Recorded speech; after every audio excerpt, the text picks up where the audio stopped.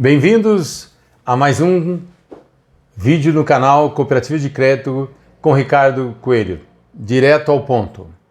O objetivo desse vídeo é, completando um pouco do primeiro, que falei sobre a crise do coronavírus e como que imagino que poderíamos fazer melhor e quais pontos de atenção devem estar no radar de nossos líderes. Esse agora é o objetivo um pouco mais específico, porque eu comentei no primeiro sobre alguns cuidados com crédito e recebi algumas ligações, algumas perguntas um pouco mais específicas. Então, visando compartilhar com vocês alguns pontos de vista nesses 43 anos e 15 de cooperativismo, de como é que poderia ser feito isso, claro, como apenas uma sugestão, não tem nenhuma clareza de técnica no que eu falo aqui, de certeza, mas o objetivo é compartilhar para que você que me ouve possa refletir junto com seus pares, dizendo, poxa, aquilo dá para aproveitar isso dá para aproveitar aquilo. A ideia é, quanto mais você conversar sobre o assunto com pessoas diferentes,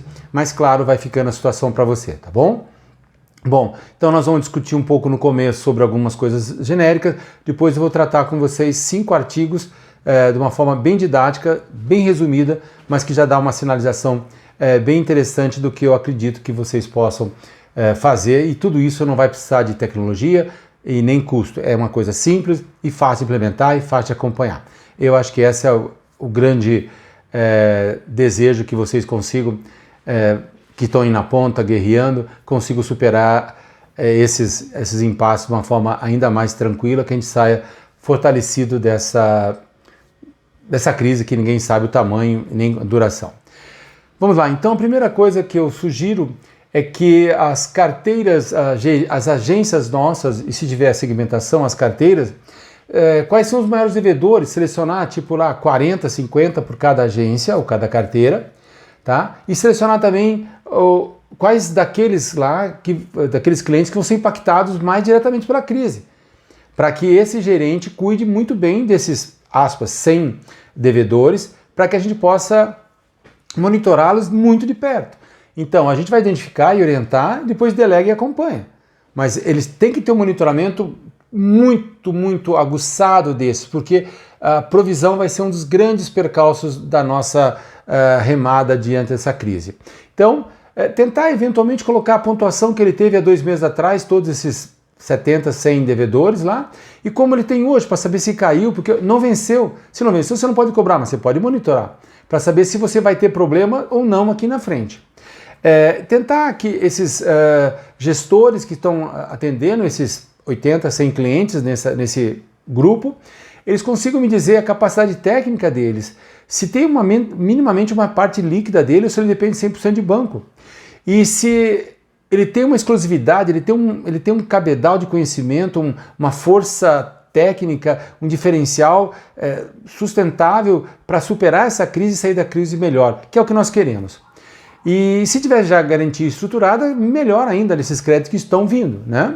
E também ver se as visitas recentes foram acontecer, se aconteceram ou não, e se consegue esses gerentes atualizar de uma forma online essas visitas, acompanhando o mercado, acompanhando a conta corrente, os sócios, o grupo econômico, de alguma forma atualizar isso para que esses 90, 70, 80 que sejam extremamente bem cuidados por esses gestores da ponta. Mas é dia a dia agora, porque é onde eu acredito que o calcanhar de Aquiles vai sobressair. Outra coisa também é tentar monitorar, e aí por gráficos de linhas também, né? Interessante, a elevação de concentração por segmento. Captação pode depender muito de um grupo econômico ou de uma entidade parceira ou de um grupo, de uma família, no depósito à vista, no depósito a prazo. E como é que é isso? Se no crédito eu estou muito alavancado num segmento que pode estar sendo muito afetado ou não.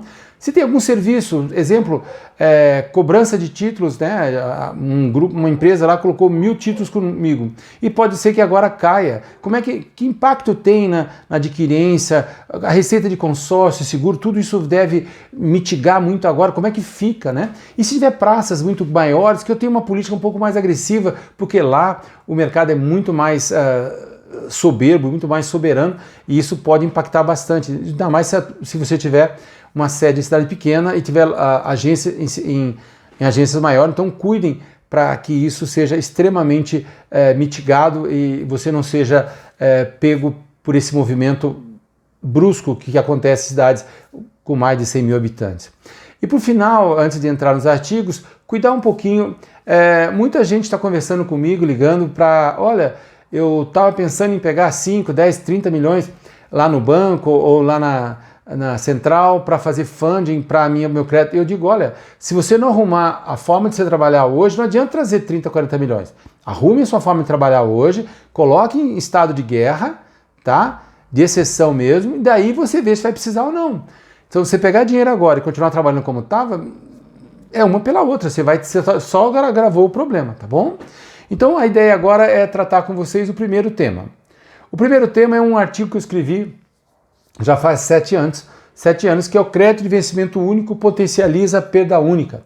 Então, quanto maior o prazo, maior a inadimplência. Então, se você pegar esse exercício da Serasa, você vai ver que as pessoas que não têm o hábito de pagar conta semestral, como muito agricultor tem, é mais fácil para eles pagarem. Mas a pessoa que tem pagamentos mensais, recebe mensalmente, se você der para ela um wave, uma onda lá de 3 meses para ela pagar, dificilmente vai receber aqui. Veja, 67% vai dar inadimplência. Ou seja, ele não tem esse compromisso. Nesses 6 meses, agravou demais o risco dele, ele já priorizou outras contas, algum banco não deu esse prazo e está recebendo antes de você, ou seja, então muito cuidado com esse conceito que parece fácil de alongar o prazo, tá? Muito cuidado com isso.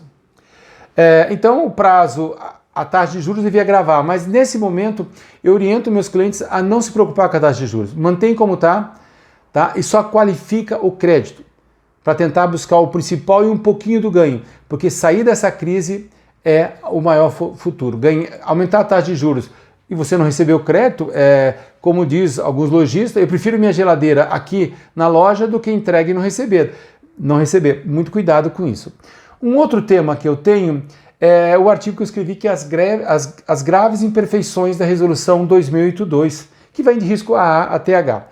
Ela é totalmente um tiro no pé do cooperativismo de crédito. Eu já escrevi isso, então já faz 4 anos, a gente precisava dar uma olhada. Ela tem essa cara, né, de risco AA, tá? Só como exemplo, né, qualquer comerciante sabe que um sócio em dia, um cliente dele em dia é uma coisa, com 14 dias em atraso é outra coisa totalmente atípica. Bom, para nosso caso, se eu tiver com 14 dias e tiver no último dia do mês, eu vou rodar o mês todo ainda inadimplente, vou estar 45 dias. Para atualizar a minha estatística, vai demorar uns 5, vou estar com 50 dias. Ainda já estou em risco C, 3% de provisão, e com 10 dias eu vou para D, com 10%. Eu pergunto, eu estava em A e passei para D sem que você tivesse feito nada.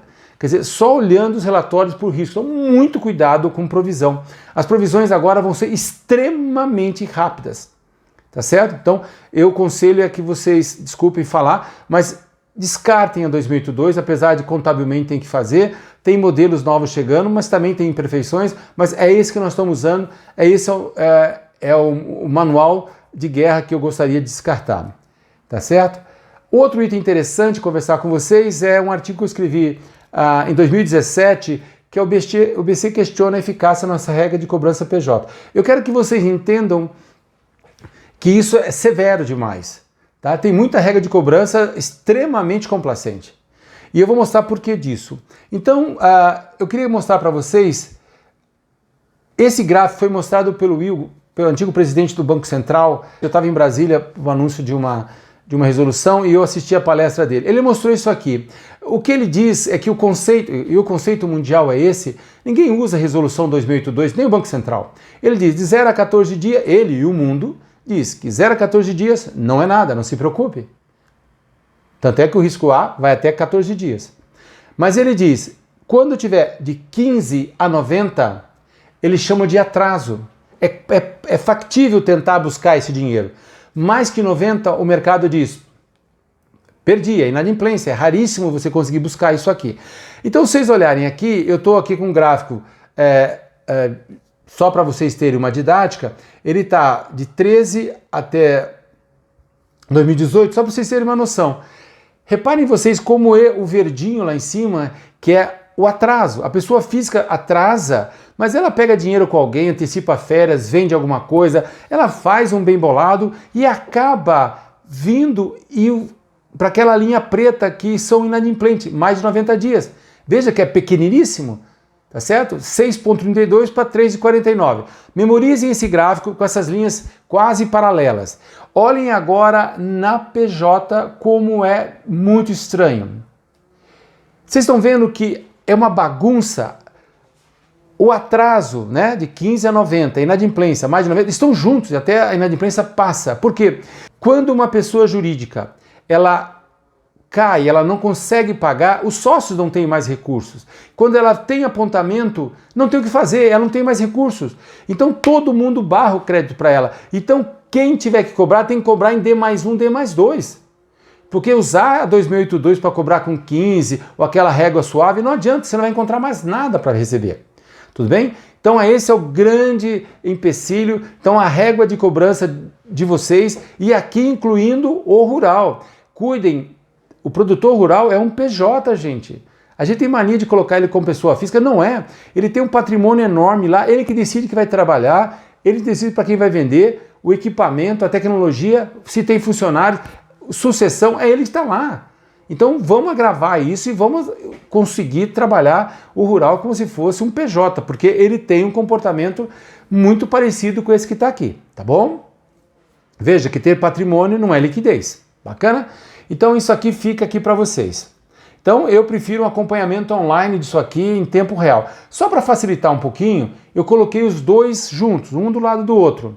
Reparem vocês que pessoa física extremamente confortável, pessoa física pega dinheiro, resolve com os parentes, vende um tico-tico, faz alguma coisa e a inadimplência é baixa. Na PJ é um pelo outro. E sinalizando que a regra de cobrança tem que ser extremamente online. Pipocou, vai cobrar, aciona a garantia, aciona aval, aciona tudo que se puder, tranca linhas para sócios, grupo econômico, porque você sabe que isso não vai dar coisa boa, tudo bem?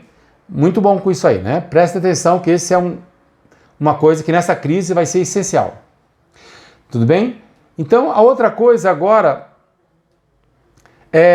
tentando resumir um pouquinho, né? Nós vimos lá 0,14 é verde, 15 a 90 é atraso, né? E mais que 90 é inadimplência. Eu vou sugerir para vocês que vocês façam isso aqui. Nesse primeiro momento, pessoa física 15 a 90, mas na PJ de 1 dia a 14 é atraso, mais que 15 é inadimplência. Lembre-se disso, PJ com mais de 15 dias é quase impossível cobrar. Tudo bem? Então veja, 15 dias, Ricardo, vai dar B. Não, esquece a 2082, tudo bem? Então vamos lá. Coice de porco, quanto mais rápido, melhor. Então você precisa repactuar 100% a regra de cobrança no estresse, nessa crise.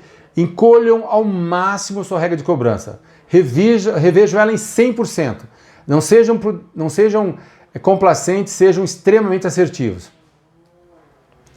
A outra coisa importante é um artigo que eu escrevi já há um tempo, que chama Espiral de Risco pela Dispersão de Mercado. O que a gente vai ver aqui é que, diante dessa crise instalada, eu preciso minimamente ver se eu consigo passar esse conceito para os senhores. Primeiro é que a sede, quando ela abre agências, tudo é muito conhecido, ali foi a inauguração dela, ela conhece aquele mercado, é fácil. Quando ela vai na agência 4, 5 e 6, ela já começa a perder um pouco de qualidade no crédito, que é o nosso objetivo aqui. Ela não conhece muito bem aquelas praças, ela apenas inaugurou agências novas, mas sem aquele cabedal de proteção que tinha na sede, conhecimento, patrocinadores, funcionários antigos e um monte de outras coisas. O risco, então, vai se agravar na medida que você se alonga. Quanto mais você está longe da sede, menos você conhece concorrentes. Então, se você abrir agências, quanto mais longe da sede, eu já vou ter que contratar gerente regionais, a diretoria e o conselho de administração quase nunca vai visitar, e de certa forma a sua presença lá não é tão relevante, porque o diretor e o presidente perto da sede têm relevância, mas mais para frente é uma pessoa de renome, mas não tem o peso que tem próximo. Então isso é interessante também se você por acaso fusionou algumas agências agora, você incorporou alguma, realmente você precisa cuidar. Então, quanto mais longe da sede, eu gostaria que a análise de risco fosse extremamente mais assertiva, tá certo? Porque a mente que está tocando a nossa guerra, que são a Direx e o Conselho, tem uma visão muito clara desse entorno. E agora está aprendendo por esses quanto mais longe. Então isso é muito interessante. Outra coisa importante, o cliente seu PJ, ele usa sapato. Ele vai entrar na agência, é uma pessoa, não é uma entidade. Cuida com isso, porque como vocês viram, o produtor rural também é um PJ. Gente, ele tem ambição, ele tem... lembre-se que o salário dele é o rendimento que ele tem na empresa. Então isso vai fazê-lo, em alguns momentos, pensar em se proteger como pessoa física. Então, observem isso nas evoluções de alguns riscos de crédito. PJ endividado, PF endividado, cuidem para isso aqui não estar sendo uma salvação para essa empresa que está dando sinais de deteriorização. E a última coisa que eu coloco para vocês é a visão ampliada das perdas. É muito comum a gente, pessoas de outros setores, comparar aquela cooperativa tem tanto de perda, tem 1,5, aquela tem 4, ela tem 4. Parem com isso. Aqui tem 4, pode, quem sabe, daqui a 2 anos comprar que tem 1,5. Porque ter uma provisão, uma perda pequena, quer dizer que você está dando crédito com muita garantia real e para gente que você conhece o mercado está muito bom. Mas aqui está tendo 4,5, pode estar cobrando taxa de juros muito mais competitiva, tendo muito mais sucesso. Claro que tem mais provisão e mais perda, mas ela está trabalhando com uma taxa que embute o risco. A taxa de juros embute risco, tá certo? Se você quiser só trabalhar com garantia real, esse mercado está mudando. Eu preciso focar um pouco na minha carteira de varejo, eu preciso ganhar escala neles, porque é eles que vão me pagar. Senão eu não consigo crescer. Tá certo? Eu tenho que cada vez alongar mais o crédito para as pessoas que já estão tomando crédito, porque dão garantia real. Então eu preciso, na cooperativa, sempre ter 3 cooperativas dentro da cooperativa, tá certo? Normalmente uma rural, normalmente uma créditos longos, por recursos próprios, e uma do varejo. Eu preciso sempre ter esses 3 e de uma forma até que trabalhem com tarifas e taxas totalmente apartadas, tá bom? Então, só para a gente ver aqui, eu fiz uma pequena conjectura. Qual das 2 singulares abaixo deveria se preocupar com suas perdas? A singular A, que tem 2,5, a outra que tem 3,7. E eu trouxe para vocês, então, que essa seria a resposta, mas se nós analisarmos os percentuais de perda tendo novas informações, eu vou ver que a singular A, que só tem 2,5, essas são resultantes de mais de 70% de crédito em repasse rural e mais 15% de crédito com recursos próprios dados a financiamentos longos, parcelados e com baixa taxa de juros. Tudo bem? Na B, tem perdas de 3,7, sendo que essas perdas têm 80% linha de crédito de recursos próprios, concedidos em linhas como cheque especial, pré-aprovado e limite de cartão de crédito, ou seja, aonde o meu risco é grande, mas o meu resultado é grande. Então, olhando por isso, provavelmente vocês passam, então, a dizer que a cooperativa A é a mais preocupante, porque a perda dela é pequena e talvez a taxa de juros não vai conseguir suportar isso aí, tá bom? Então, desculpe se eu coloquei diversos temas, mas são temas que eu acho que é relevante nesse momento. Eu fico livre, se alguém de vocês quiserem ligar para o escritório e conversar comigo no horário comercial, fiquem livres. Meu telefone é 41 3569 0466. Vamos conversar, eu não tenho resposta para tudo, mas certamente vocês conversando comigo, quem sabe vocês não encontrem por si só a melhor resposta para o seu mundo, que é único, tá bom?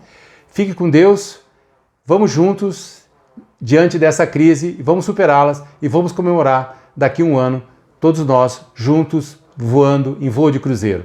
Muito obrigado, até mais.